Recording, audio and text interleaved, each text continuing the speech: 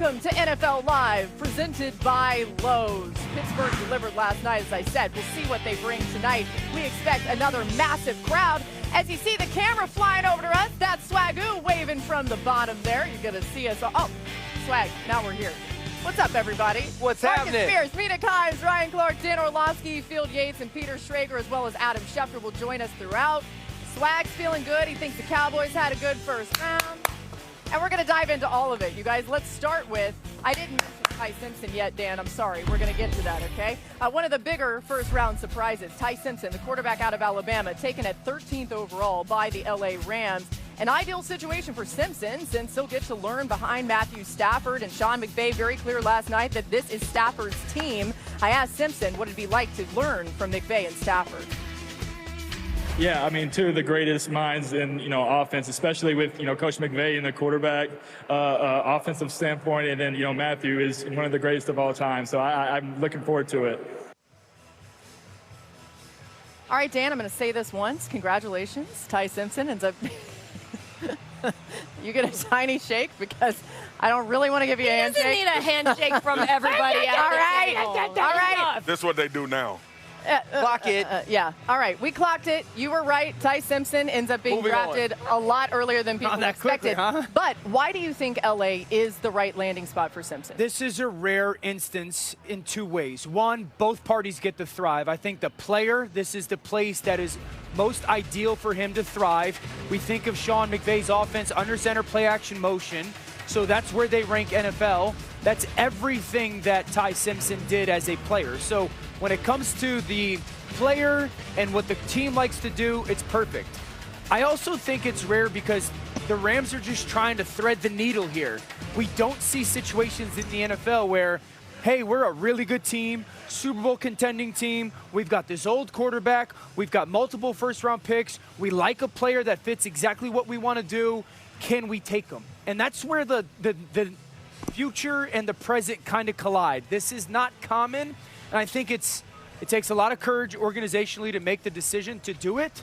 But I just think you're the Rams. You're trying to thread the needle of trying to be perfect for the now, while also planning for what's next. Yeah, and Marcus, I mean, that's the thing, right? They passed on potentially taking another player. People talk about Makai Lemon maybe being an option there that could help him with a Super Bowl run right now as they're trying to prepare for the future. Was that the right move? It was the right move. We're in a city right now that I get sad about their quarterback situation every year because they waited too long, right? And then we had the opposite of that spectrum in Green Bay when they drafted Jordan Love.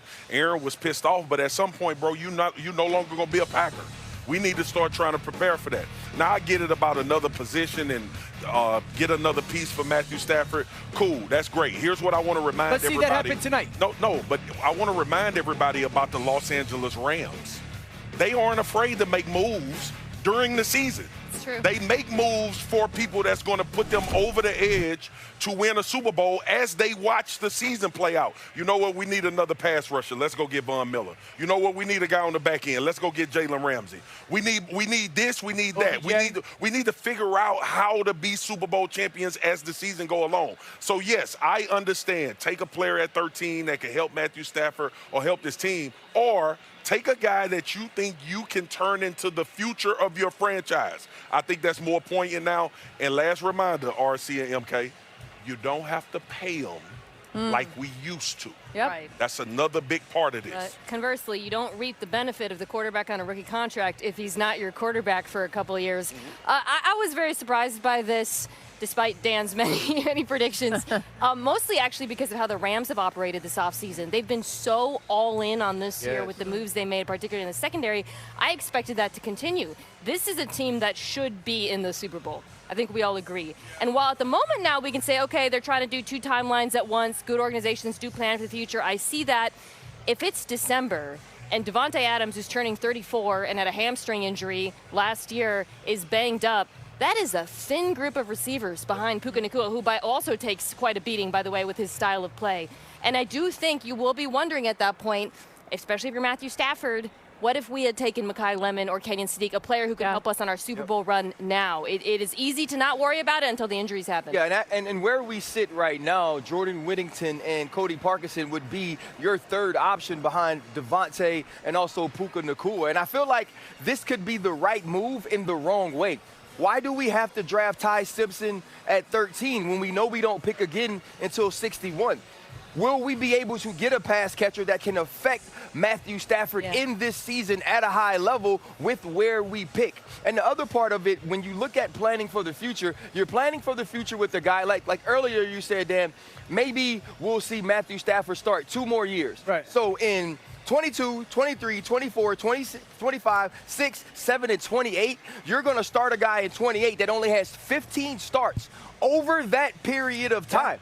That's difficult to implement him and say he's going to be my franchise quarterback. And so though I like not finding yourself in a place to where you're trying to replace a legend when you don't have someone ready to step in, I just don't know if it was the move, in my opinion, at 13. I agree with you. I think there's the context of this team's not picking anywhere near the 10th pick of the draft for realistically the next 2 or 3 years. Yeah. Anytime they have Sean McVay, they're not picking near the top of the draft. They think that this guy's got a chance to be a franchise quarterback. I'd also say this. If I was Matthew Stafford, I would go to them and say, I get it. I understand it. Go get me A.J. Brown. Yeah. Go get me George Pickens. Or go get me Burks from Oklahoma or Stribling from Ole Miss tonight. That, I think, alleviates a lot of, like, the question mark. All right, so really fast on A.J. Brown. Adam, we're going to get to you on Ty Simpson, but I want to ask that about A.J. Brown. Is there any chance that A.J. Brown is still in play for the Rams? And Eagles had discussions, and that ship, as far as I know, has sailed. I do not expect those talks to be revived and for A.J. Brown to wind up as the Los Angeles Ram. He is, I believe, ticketed to become a New England Patriot. Those two teams will commence talks on June 1st and put together the deal that will result in A.J. Brown becoming a Patriot. He's not going to wind up as a Ram. Okay, so there you go. But either way. So run this back if I'm wrong, okay? But I am reminded that the Triple Crown winner was drafted late. 3rd round. And the guy that's the #1 was drafted late. 5th round. At wide receiver for the Rams, right? I have to give some credence to that front office in identifying who works in that offense from a receiver standpoint. And there are some receivers that will be available in the 60s that they could potentially get. So, we'll keep an eye on what they do there. All right, we are going to continue to talk about this with the Rams later on, but we are going to get Adam's perspective on what he knows from the Rams side of this. Adam, why did they decide to go the Ty Simpson route? Well, a few things to keep in mind here. First of all, this was the pick that they had acquired from the Atlanta Falcons, which you could look at in a way as a bonus pick. In this draft, the Rams already had traded the 29th overall pick to the Kansas City Chiefs for Pro Bowl cornerback Trent McDuffie. So the Rams felt like they got a veteran who was a better player than any player they would have gotten at the 29th overall pick. They now felt like they were playing with house money. Now that they're playing with house money, they're in a spot where they felt there was a quarterback that was really attractive, really smart, a really good processor, and they felt like they wouldn't be drafting this high again to be in that position. Now, the perfect plan would have been to trade back in the draft, pick up more picks, and then take Ty Simpson. The problem was they didn't receive a single call or offer for pick 13. They were stuck there. They couldn't move. So they had to take Ty Simpson at that point in time, knowing, or at least they thought, that there were other teams that would have Ty Simpson interest and love later on, and that was the one chance they would get to take the quarterback that they wanted. They prepared for it. They notified both Matthew Stafford and Stetson Bennett during the day that they intended to take Ty Simpson with the 13th overall pick or in the 1st round to wherever they could get to. So they notified both quarterbacks, which obviously was not what the Atlanta Falcons had done when they drafted Michael Penix after they signed Kirk Cousins. So this was the situation. The Rams felt it was a rare opportunity, and they felt like they tried to take advantage of it. Yeah, it's interesting. I mean, the pace of the draft, too, being 2 minutes shorter in between picks, there just wasn't a lot of time for things to happen, but yet there still were a decent amount of trades. There's a Jets fan behind you, Adam. Let's talk about the Jets, first of all, in that they were able to now get 3 picks in the 1st round. What was the thought process by them to do that? Well, first and foremost, the Jets loved the tight end from Oregon, Kenyon Sadiq, and they felt like he was a big winner. David Bailey at the 1st pick, they wanted a pass rusher. This team had the fewest amount of sacks of any Jets team since 1999. So they really needed to upgrade that area. Sadiq was a player that they really wanted. Of course, later on, they take Omar Cooper Jr., who was a lot of draft analysts felt like the Jets would take him at 16. So the Jets got 3 players in the first round, and they still have 3 first-round picks next year. And then, of course, there were the Kansas City Chiefs, who also had double ones. They moved up in the draft to take the LSU cornerback, Mansour Delane. They felt like he was the top cornerback in this draft, and we already talked about the Chiefs losing both Trent McDuffie and Jalen Watson to the Los Angeles Rams. They come back later and fortify their defensive line, shore that up at that point in time, and the Chiefs felt like they made some big-time moves last night. All right, more from Adam throughout the show. There's news flying around. We'll get right back to you, Adam. But RC, was the trade to get Delane, was that the right thing, moving up for a player like that? Yes, I believe it was the right thing, especially when you see someone like Cardinal Tate go so early. Now, I know it's a wide receiver, but you're saying to yourself, this draft isn't necessarily playing out like you would want it to. And I believe Washington truly had their eyes on whether it was Sonny Styles or Mansour Delane. And so if I'm the Kansas City Chiefs, knowing I've lost Jalen Watson, knowing I've lost Trent McDuffie, and the gap between Delane and the rest of this cornerback class, you had to go out and get a true number 1 that walks into your building as a starter and a stalwart. And number 4 from LSU was that only guy. To me, it was the only move to make. RC, what do you think he can be?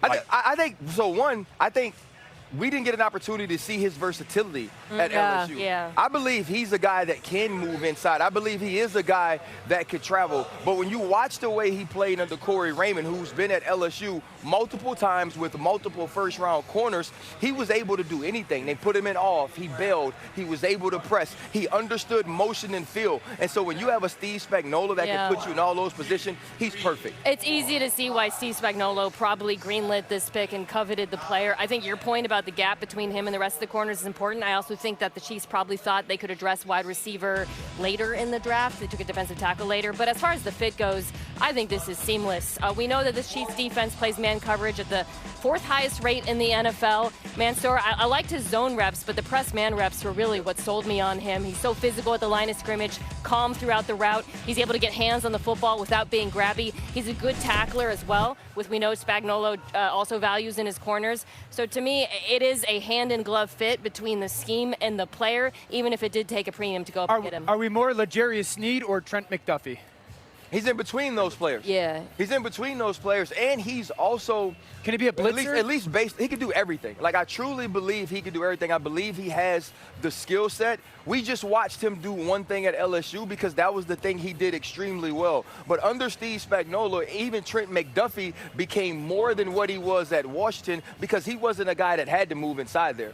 Yeah, the physicality is reminiscent of McDuffie. And the blitzing is important because we all remember the Chiefs' blitzes were so much less effective last season, and that's got to be a big part of the defense moving forward. One of my favorite things about Mansour Delane, as soon as he was drafted, when he got over to me on the stage, he was just like looking at the jersey and looking at everything, and he was like, I can't believe this. Like it was hitting him, I think, in that moment that it was the Chiefs. It's such a storied team and a championship caliber team. Did you find him as strikingly beautiful as the group text?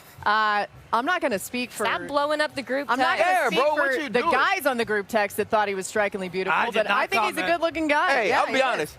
That little dude pretty, bro. Hey, we did give him best fit of the night. RC and I thought he had the best fit. Actually, it was probably the same color as Spagoo's fit. A little mauve going on. What would you call that color? Mauve. Mauve? Yeah. Oh, his color last night? That's salmon. This is pink. Yeah. Okay, well, it looks great. Hey, listen, real men wear pink. We're just getting started on NFL Live. We've got a lot more coming your way from Pittsburgh and a packed show. We're with you for 2 hours today, leading you into 5 p.m. and the coverage of round 2. Cam Hayward joining us live to take a little ride there on the Gateway Clipper. Mina had a little... Did you guys hear that? Mina? Okay, so... I was trying to hold it Here's the reality. Hard. Well, sometimes we don't know if it goes home. Like, I hear it in my ear. I'm not really sure. So sometimes I'll just say it just in case. But anyway, God bless you. God bless you. God bless you. Okay, we now have Peter Schrager and Field Yates joining us here. Guys, there's a lot to get to. Let's read and react to some of the most notable picks from last night as we carry on. Oh, my goodness. It had to happen. Mina always does that. It's the best. Let's start with Fernando Mendoza going #1 overall. What a moment for him. He talked about it with Taylor McGregor right after. I'm just looking forward to get to work, prove at the next level. College was fantastic. I'm so blessed to have that career. But now I step into a great game of the NFL. Look forward to proving and earning it every single day. You're going to the Las Vegas Raiders. What excites you the most about this opportunity? What a great organization, great legacy. There's so many great teammates I'm looking forward to talking to, coaches, owners. I'm ecstatic for the opportunity. All right, Dan, we know a lot of great aspects of Mendoza's game, but now that he's in Vegas, one thing he needs to work on. Impatience to two, I think, shows up on tape. He often has his #1 read there, so he sets to throw it. When it's taken away or it's not how it's expected, I think he gets impatient with his feet and his eyes will drop down trying to get away from the rush instead of trying to see what it looks like down the field. Couple times in games when he's expecting a certain guy to be open independent of the coverage, and he sets his body, which is a superpower of his, and it's not there, you see the impatience within the pocket. This is a clean look, and instead of keeping his eyes downfield, he starts to become a bailer with his eyes down to the ground instead of down the pipe to the touchdown, and you miss opportunities. So I think he's so good with expecting who #1 is going to be, but I do think as defenses play against him and take that #1 and or #2 read away, he's going to have to learn patience to get to that 3rd and 4th option. A little surprise at #4 overall as the Titans went with Cardinal Tate out of Ohio State. Defensive head coach Robert Saleh getting some help for second-year quarterback Cam Ward. And Cardinal Tate finished last season with 9 touchdown receptions while averaging over 17 yards per catch.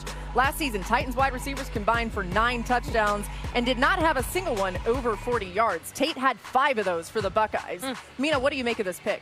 Yeah, truly a surprise, as you said, but when you think about the importance of setting Cam Ward up for success in year 2, the pick does make more sense. Cardinal Tate was my #1 receiver in the class. He's an excellent route runner. He catches literally everything, and as you said, he wins downfield. Now you pair him with the quarterback in Cam Ward, who likes to push the ball downfield. It's easy to imagine him extending plays and Tate working back to him and fighting for the football. So as far as the need goes, it was there for Tennessee. As far as the ceiling of the player, that's what is yet to be determined in the NFL. Let's talk about the Commanders. They kept the run on Ohio State guys going when they went with Sonny Styles, 7th overall. Dan Quinn adding to that defense. Styles, the ultimate pro already. He just acts like he belongs in the NFL. And they needed help. The Washington defense that allowed the most yards per game last season and the 3rd most rush yards per game. Last season in Columbus, Styles posted the 3rd highest tackle rate in FBS. Peter, what do you think of the Styles fit in Washington? Yeah, I was asking sources there. How does it fit? He says, well, Durante Jones, the new defensive coordinator, is going to run a version of what you see Brian Flores' defense do. You're going to have to do on the ball, off the ball, and be versatile, and that's what Sonny Styles can do. Obviously, he's a pro, comes from great stock. His dad was a Super Bowl champion. You know all that. He also has only played linebacker for 2 years. That was just a positive in this draft process because there's so much more for him to grow and learn. They got their guy. They got a guy that Dan Quinn and Durante Jones and Adam Peters, the general manager, feel can be a cornerstone piece to not only rebuilding this defense, but for the next decade in Washington. How about the Saints? They got Tyler Shuck, another wide receiver, when they drafted Jordan Tyson. Tyson, emotional as he made the walk to the stage. You see some of that here. I caught up with the #8 overall pick as he processed what that night meant just moments after this. I'm just so thankful, so blessed. The Lord's doing work on me, and He's not done. We're just going to keep this thing rolling. I'm going to give it my all, and that's all I can do. What can you say to those out there who may deal with adversity, injuries in this game, some of the things that you've handled about perseverance? The Lord said it's going to be hard, and you have to persevere. Life is not easy. Keep going, boy. You got it. You strong. I promise you, you're so strong. Just keep going. You got it. Congratulations. Oh, man. That was what awesome. a moment. That was amazing. Field, how does Tyson fit in the Saints offense? Yeah, great stuff right there, Laura. You know, you go through this draft process and you're staying there at #8, and this team just had a glaring and obvious need at the 2nd wide receiver spot opposite of Chris Olave, who was amazing this past season. My wide receiver 2 on the board, Jordan Tyson. #9 overall player on my board. He goes 8th overall. Last year, if you look at the incumbent receivers beyond Chris Olave, the one who had the most receiving yards in 2025 was Devon Bailey with 293. Tyler Shuck showed a lot of promise down the stretch last season. He has an opportunity to level up with the most explosive wide receiver in the class. I love it. Despite the buzz on the Cowboys possibly taking a receiver after they said they wouldn't do a long-term deal to George Pickens this week, They went defense, trading up for Caleb Downs at 11 and taking Malachi Lawrence later in the first. Jerry Jones talked about moving up for Downs. He's a prize for us, sitting there with the fives, without the fives, when it would absolutely cut your heart out. I was just thinking of the times that we've been the next pick and had somebody move up and get him. We had every reason to think that that might be happening. Didn't want to lose him. Marcus, what did you think of the Cowboys selections? They were phenomenal, Biggie. Hey! I told RC, hang in there, big fella. I told RC, let's go sit in the Cowboys section here at the draft so I could talk about these beautiful picks that the Cowboys made between Downs and Malachi Lawrence. But honestly, it's two that they needed. They needed to revamp this defense. They needed some juice on this defense, a secondary quarterback per se in Caleb Downs. And I like Malachi Lawrence. Not no pun intended, but DeMarcus Lawrence, and when he came out of Boise, this guy reminds me a lot of that. Man, RC. Okay, it's okay. Hey, RC, you okay? if you can't celebrate with your friends, you know what they say about you as a person. I like the Steelers more than the Cowboys. Hey! All right, hey, Swag, I'm about to get to the Bears here with RC, but after this, y'all have to go in the Steelers section. Which, by the way, is this entire place, okay? The Bears went defense at number 25 with safety Dylan Thieneman. RC, how does he fit in Chicago? For me, Dylan Thieneman is going to replace Kevin Byard, who led the league in interceptions with 7 last year. Here you see him in 2023, 6 interceptions as a freshman at Purdue. You don't even see him in the screen right now, and I did this so I could show you the sort of range this man has with that 4.3 speed. Watch him climb and get the ball and finish, and here you're going to see it again. He has such great anticipatory skills as a free safety, now paired with Kobe Bryant, who the Chicago Bears got from the Seattle Seahawks in this offseason in free agency. Once again, climbing, going high, point the football, and get out and get down the sideline. Now, this is one of the best plays that he made the entire year. This is him dropping into the robber position. He's going to read the quarterback and get to the wheel route by the off-ball tight end and make another play. You saw the speed at the combine, but when you turn the film on, he turns that into range, anticipation, and playmaking. And that's what you need when you're replacing a Kevin Byard, who is an absolute ball hawk. Anticipatory. All right, go find the Steelers section, Swag. You got to do your boy right there. Let's go, Come on now. Let's go. We got more coming your way here on NFL Live as they make their way over to find a little more Steelers action. Will Arvell Reese be the difference maker John Harbaugh and the Giants are looking for? Another Ohio State product, Cam Hayward joining the show, giving us his takes on that fit. We are watching NFL Live. Pittsburgh, it makes you think about all the Steelers that are featured in that weekly series. 61 captivating stories getting you ready for Super Bowl 61 on ESPN, ABC, and Disney. We continue to reflect on what happened in round 1 of the draft, also getting you ready for round 2. We're with you until 5 p.m. right here on ESPN. And one of the big moments last night had to do with Jeremiah Love, the Cardinals selecting the running back out of Notre Dame, 3rd overall. And they looked to trade out. They did not do that. They picked Love. I talked to him about his plans when he gets to Arizona. It's just a blessing, you know. I feel very honored to represent the running backs, and I'm going to put on for them. I'm going to put on for all football players. I'm going to put on for Notre Dame. I'm going to put on for my family. And lastly, I'm going to put on for the Cardinals. We're going to do some special things together. Dan, we had talked a lot about the value at 3 versus the position and, you know, some of that rigmarole. You loved this, right? Because they took the best player in a lot of people's minds in the draft. At the 3rd pick. Yeah. Arizona's picking 3rd because they don't have enough good players. They got 2 players on their team that are making more than $10 million, okay? I think that we've lost sight of the salary cap conversation when it comes to the draft. The salary cap number, same for every team. The salary cap situation, not. And that should affect at least the way that you see certain players given the situation in Arizona. 27 and 28. They have the most cap space out of anybody in the NFL, and they will more than likely in those 2 years, even though they're 3 seasons away, be on a rookie salary cap situation. That's my question to you guys. Yeah. Doesn't that have to be a part of the narrative in the conversation? It's not black and white for every team given their salary cap situation. No, and the draft matters. There wasn't a Jonathan Ogden in this draft. There wasn't an Orlando Pace in this draft. There wasn't a DeMarcus Ware in this draft. There was no one at 3 that they thought was a better player that they could justify taking over Jeremiah Love. If salary cap We could talk about salary cap's going up, guys. It's going up the next year. It's going up the next year. That's not going to ever be a hindrance for a team that's in need like this, in a draft like this. Speaking with sources in Arizona, the story all day yesterday was they're trying to trade back. They're trying to trade back. Can I tell you something, guys? Nobody called up. No one. No one called up. The Saints didn't call up. The Chiefs didn't call up. The Cowboys didn't call up. And they weren't proactively making calls, so the plan all along was we'll listen to whoever. But Jeremiah Love's on the board. He makes us so much better tomorrow than we were yesterday.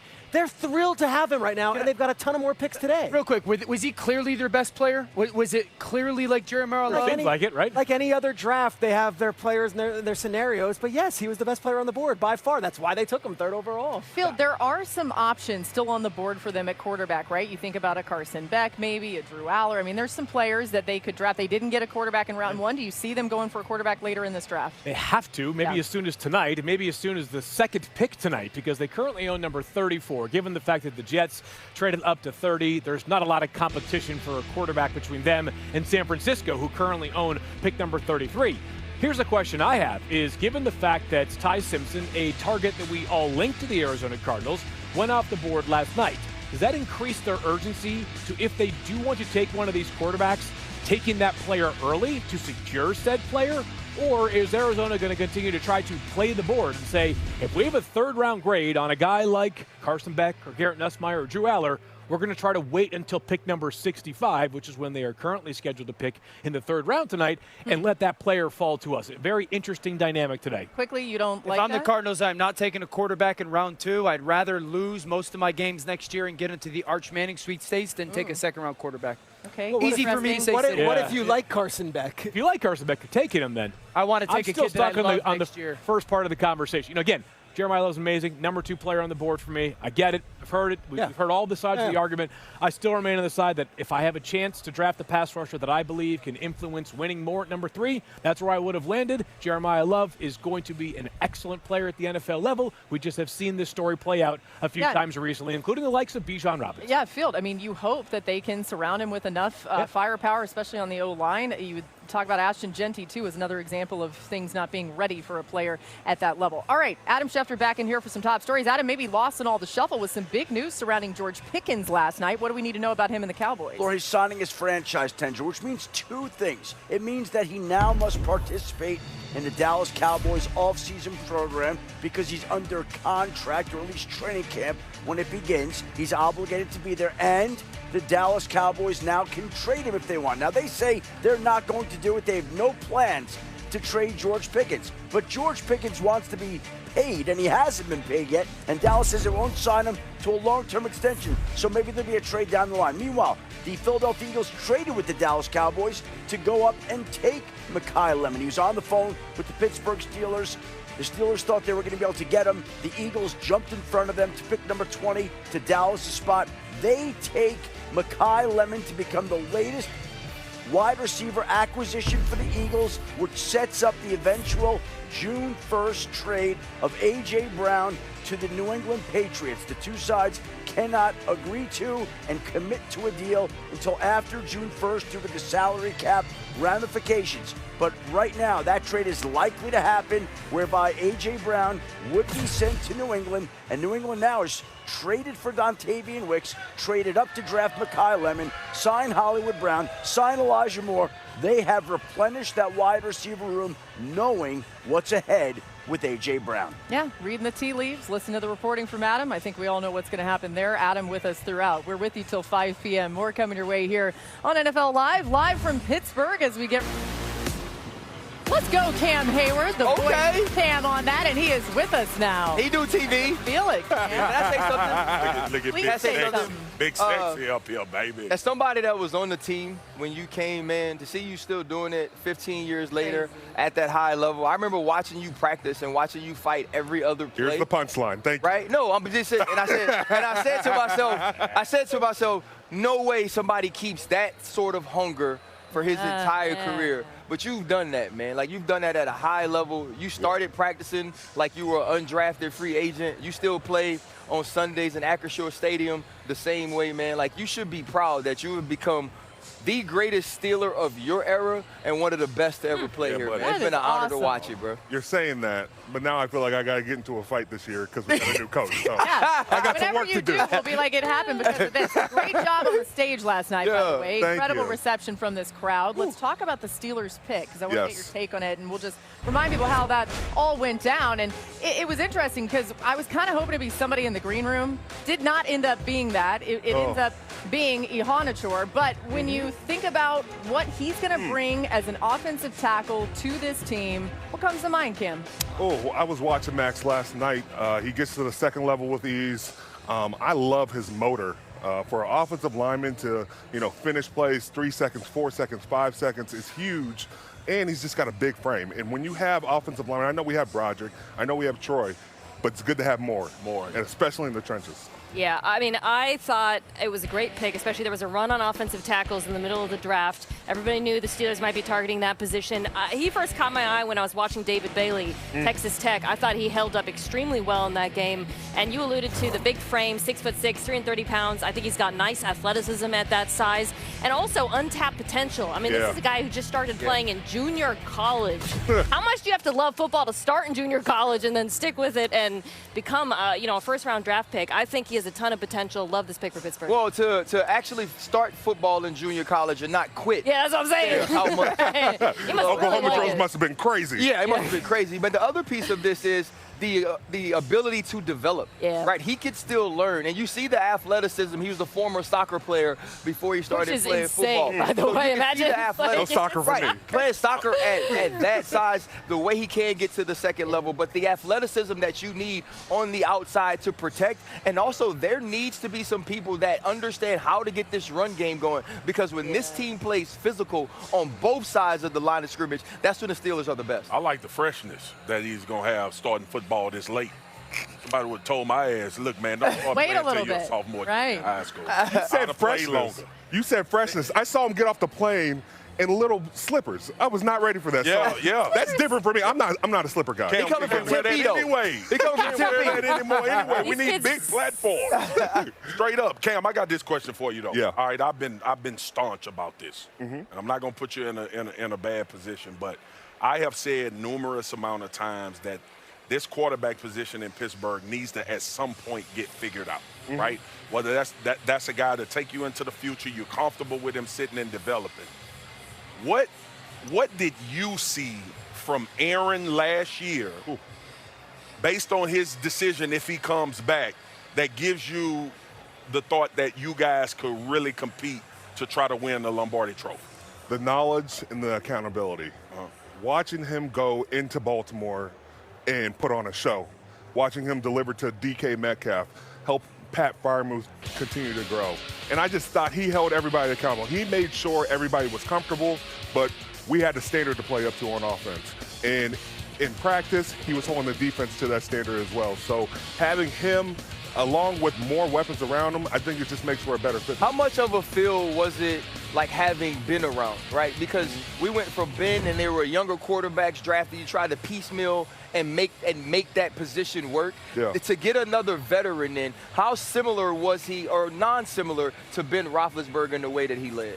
Well, he can play off script and he can play on script. Yeah. It's not like he's asking the OC, hey, what do I do in this situation? He's been in every situation. He knows how to get to the second read, his third read, and on offense, you need to have a plan to react and then counteract. And I think he does that better than anybody. Have you talked to Aaron Rodgers? Maybe. Okay. Now I'm going to take that as a yes. What did he say? He said, he may have gotten the okay, but he's still waiting to figure out what's left. And, it's not from a physical standpoint, but, you have to give this game up eventually. We're all going to be retired one day. It's just a matter of time of when that is. Okay. Like that. Interesting. That was very diplomatic. Yeah, good job. He's going to be the governor My one first day. interview. Cam, Yeah. Cam, real talk about that, too. I want to just kind of ask another question on that. Yeah. What will the response be from this football team if and when Aaron says he's coming back to play? Like, there's a public perception. Yeah. There's the talk shows and the studio shows that talks about this. What do you think the guys in that locker room reaction will be when that decision is made? Ready to go. This is the run we got to make. Yep. We're here in Pittsburgh now for the draft, but we want to be talking about a Super Bowl. We want to be able to say this is the missing piece. And Aaron is not one to just keep the attention on him. All he cares about the group. I will say one thing I've loved about Aaron in this time is it's been about the group. He made sure we had Christmas party, Halloween parties, just including everybody. He got to know the 53 man just like the second man. Yeah. And for our group to be successful and be a part of a Super Bowl run, you know about this. You got to be close. That made me feel good because I've been on his ass for some years. Yeah. Hey. I'm still on him. I make sure he is part of the group. Hearing that, Cam's and he gives accountable. me hell every chance he gets. Hey, let's go back to a really fun moment. The 2011. Oh, I don't want to. Oh. This is with the 31st pick in the 2011 NFL Draft, the Pittsburgh Steelers select Cameron Hayward, defensive end, Ohio State. Look at that baby DMB. Man, he had to go. Aaron has changed. Let it go, Cam. Go. He didn't dress up at all. They needed to step up. They're playing Arkansas. You got Ryan Mallett, the Sugar Bowl, big stage, and here's Cameron Hayward, unblockable in that game. Got to finish with the sack. sack. I think solidified that first round grade. It's a long time ago. Look at that. I was waiting for him. Mel Kiper was babyface too. I was waiting for my babyface brother to show up in that picture too, because it's like very odd that he just pops up and starts clapping. It's like, hey, there's Connor. Hey, your alma mater, Ohio State's done some big things. They had have. A bunch of guys drafted. Big night for the Big Ten as the Buckeyes became the third school in NFL history to have 4 of the top 11 selections, joining 1967 Michigan State, 1946 Notre Dame. Ohio State has now had at least one first-round pick in 11 consecutive drafts. Absolutely crazy. One of those guys, Arvell Reese, who the Giants took at 5 overall. What do you think of him in New York? He's special. He's rangy. He can get on the edge. He can play inside. Very bursty off the line, and I love the way he plays. I think he's going to be successful. I thought he was going to the Jets, but that was a shell game. But whoever gets him is going to be successful, which the Giants did. I mean, I love the Arvell Reese pick for the Giants. I thought he was the best player available. I love the fact that they're going to play him off the ball as he learns how to rush the quarterback. I think that he adds to that run defense that really struggled last year. But you told me something yesterday when I saw you about another Ohio State player. Tell this guy, because he's going to be happy to hear it. Talking about Caleb Downs? Yes. Caleb Downs, best player in the draft. That's what he said. Wow. Best player in the draft. So smart, right? So smart, instinctual. I think he's going to be one of those generational talents, like an Ed Reed, like a Troy Pomo. I'm putting it out there. I think he's the best player in the draft. Tell him about it. Hey, Cam Ward, thank you for joining us here on NFL Live. We appreciate you. The Appreciate Steelers you. great is with us. Yeah, the 31st legend, pick. active legend. Now you got to get ready for Cam. Hey, they took the camera off him. He was crying in. I know. I saw Ooh, the I saw the lip quiver. Why were you trying to hold it? Let it out. We're trying to hold it. Because he been thought he was tough. I know. He always thought he was tough. He's like, Man, just leave me alone, man. I'm all this.